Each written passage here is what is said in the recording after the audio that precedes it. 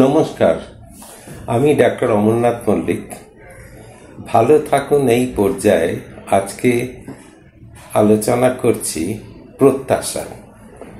আমাদের প্রত্যেকেরই মনে, আমাদের চারপাশে যারা রয়েছেন, আমাদের আত্মীয় স্বজন, বাবা মা, ভাই বোন, স্বামী স্ত্রী, বন্ধু বান্ধব, প্রত্যেকের কাছ থেকেই কিছু না কিছু প্রত্যাশা থাকে যে তারা আমাদের সহায়তা করবে, আমার আপদে বিপদে এগিয়ে আসবে, আমাকে জীবনে প্রতিষ্ঠিত হতে অথবা আমি যা চাইছি, যা ভাবছি সেগুলোতে তারা সক্রিয়ভাবে সাহায্য করবে।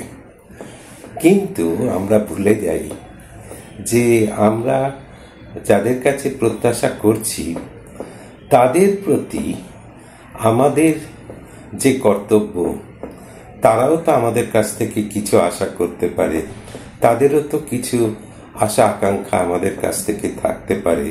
তাদের আপদে বিপদে আমি কি সেইভাবে এগিয়ে যাই?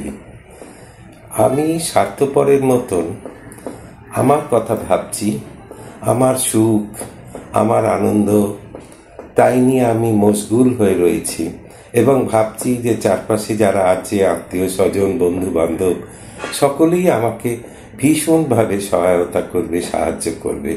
কিন্তু আমাকে ভাবতে হবে যে তাদের প্রতি আমারও তো একটা কর্তব্য, দায়িত্ব থাকে। তারাও তো আমার কাছ থেকে কিছু আশা করতে পারে। সেটা কি আমি করে থাকি? সেটা যদি না করে থাকি, তাহলে তারাই বা আমার জন্যে সব কিছু ভাবনা চিন্তা সহায়তা করবে কেন?